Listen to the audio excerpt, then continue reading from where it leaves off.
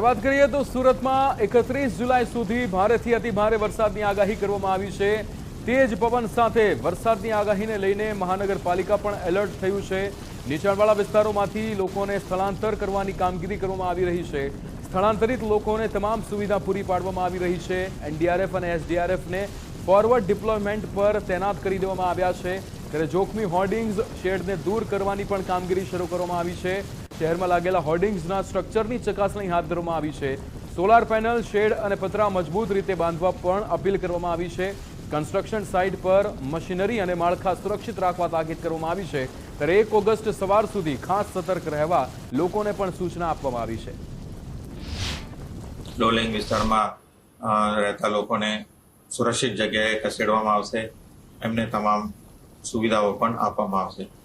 એની સાથે સાથે આ વખતની આગાહીમાં ભારે સ્પીડથી પવન આવવાની પણ શક્યતા છે।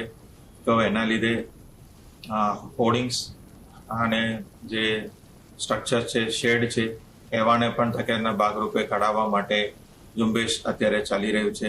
એસડીઆરએફ અને એનડીઆરએફની ટીમ્સ પણ તૈનાત છે। જ્યાં જ્યાં જરૂર પડે તો રોડ રસ્તા બંધ કરવાની પણ તૈયારી રાખવામાં આવેલી છે। આવી રીતે આ જે અત્યારનું જે આગાહી છે એને સુરક્ષિત રીતે પાર કરવા માટે એસએમસી તંત્ર તરફથી તમામ તૈયારીઓ કરવામાં આવેલી છે।